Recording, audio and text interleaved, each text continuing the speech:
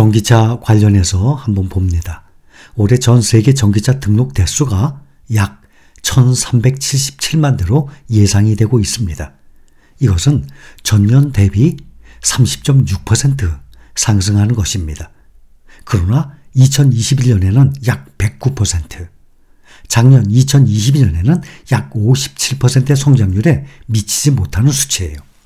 우리나라를 보면 전기 자동차 등록 대수가 2020년 13만 4,962대, 또 21년도에는 23만 1,443대, 작년 2022년도에는 38만 9,855대, 또 2023년 올해 11월까지는 53만 1,812대로 계속 늘어나고 있습니다. 2021년에는 전년 대비 약 71% 성장을 했고 작년에는 약 68% 성장했습니다. 그런데 올해 성장률은 36% 수준에 그치고 있습니다. 고금리에 따른 경기 침체 속에 높은 전기차 가격과 보조금 감축, 충전 인프라 부족이 맞물리면서 전기차 구매에 대한 소비 심리가 크게 위축이 된 상태입니다. 오늘 테슬라 주가 보면 오늘 오토파일럿 자율주행 장치 수정을 위한 200만 대 리콜, 어제 뉴스 나왔었죠. 모델 3 일부 버전에 대한 연방정부의 세제 혜택 종료, 또 도이치뱅크의 목표 주가 하락 등의 이렇게 3중 악재에도 급등을 했습니다.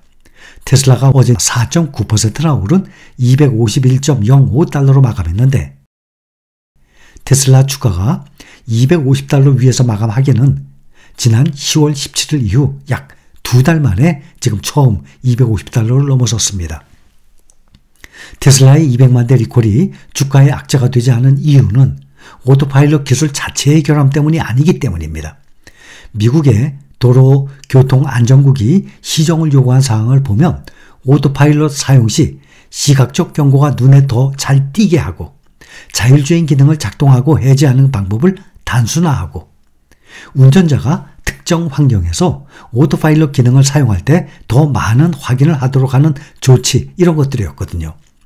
게다가 이런 시정 조치는 원거리 소프트웨어 업데이트로 간단히 해결할 수 있기 때문에 테슬라 주가에 별다른 타격을 미치지 않았다라고 보는 것입니다. 모델 3 버전에 대한 세제 혜택 종료는 리콜보다 오히려 더 심각한 문제입니다. 테슬라는 최근에 홈페이지를 통해서 지금은 모든 모델 3가 연방정부의 7,500달러 세액 공제를 받고 있지만 모델 3 후륜 구동과 롱 레이지는 12월 31일로 종료된다라고 공지까지 했습니다. 테슬라 모델 3의 세금 공제 혜택이 사라지는 이유에 대해서 테슬라는 세부 정보를 공개하지는 않았습니다. 그러나 세금 공제액이 사라진다면 테슬라 역시 타격을 입을 것으로 예상을 합니다. 테슬라 모델 3의 세금 공제액 철회에 대해서 투자자는 수익 마진이 감소할까 봐 불안해하고 있는 것입니다. 뿐만 아니라 테슬라의 타격은 수많은 자동차 제조업체에도 영향을 미칠 수 있을 것으로 보입니다.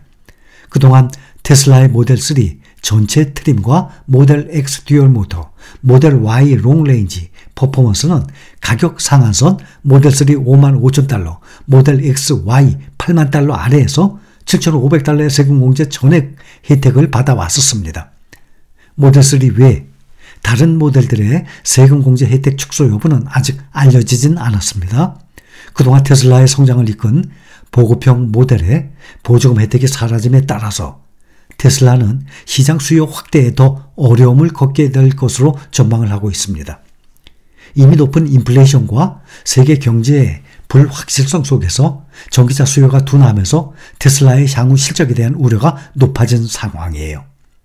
이것은 전기차에 대한 세제 혜택을 규정한 인플레이션 감축법 IRA의 배터리 세부 규정이 강화됐기 때문으로 보이는 것입니다. 테슬라는 현재 미국에서 생산하는 모델 3와 모델 Y 일부 차종에 중국 최대 배터리 업체죠. CATL 배터리를 공급받아 쓰는 것으로 알려져 있거든요.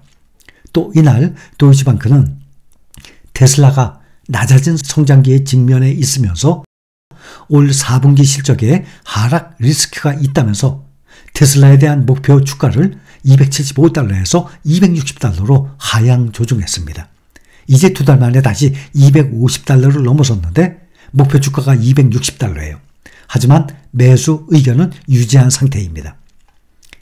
도이치방크의 애널리스트 에마뉴엘 로즈더는 테슬라의 올 4분기 실적은 기껏해야 월가 컨센서스를 간신히 맞춰놓은 수준일 것이라면서 테슬라의 내년 전기차 판매량 증가세도 제한적일 것이라 라고 밝혔습니다.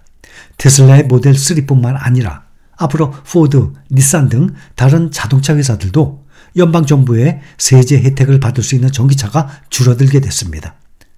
이렇게 보조금 지원 조건이 강화가 되면서 상당수 전기차 업체들이 보조금 대상에서 탈락할 것으로 보여서 미국의 전기차 보급 속도 역시 더뎌질 전망입니다. 도이치방크는 최근 분석 보고서에서 내년 미국 전기차 보급률 전망치를 11.8%에서 9%로 하향 조정했습니다. 울프 리서치도 전년비 전기차 출하 증가율이 올해 50%에서 내년 46%로 낮아지고 2025년에는 35%로 더 떨어질 것으로 전망을 했습니다. 지금 현재 미국 자동차 딜러 주차장에 있는 전기차 12월 재고가 역대 사상 최대치인 114일치에 달하는 것으로 조사됐다고 블룸버그 통신이 보도했어요. 이 재고는 거의 4개월 동안 판매할 수 있는 규모입니다. 이렇게 거의 4개월 동안 판매할 수 있는 규모의 이 같은 전기차 재고는 지난해 동기에 53일분의 2배가 넘는 것으로 전체 자동차 재고 71일분에 비해서도 매우 높은 것입니다. 이것은 높은 가격과 충분하지 않은 충전 인프라로 인해서 미국 소비자들의 전기차에 대한 경계심이 갈수록 커지고 있기 때문으로 분석되고 있습니다. 차종별로 보면 지난달 말 현재 포드 자동차의 머스탱 마하 2의 재고량이 284일치로 가장 많았고 또 포드의 F150 라이트닝이 111일치, 닛산의 리프가 183일치, 그 다음에 우리나라 기아의 EV6가 145일의 재고도 크게 늘었습니다. 다만 제조업체가 딜러를 통하지 않고 직접 소비자에 판매하는 테슬라, 리비안 같은 경우는 이번 통계에 포함되지 않은 상태입니다. 이렇게 재고가 늘어나니까 포드는 이번 주 공급업체에 자신들의 대표 전기차죠 F150 라이트닝 플러그인 픽업 트럭의 내년 생산량을 절반으로 줄이겠다고까지 통보를 했습니다. GM, 제너럴 모터스도 쉐보레 이코넉스, 스포츠 유틸리티차 SUV와 실버라도 등의 일부 신형 전기차 생산을 지금 연기하고 있는 상황입니다.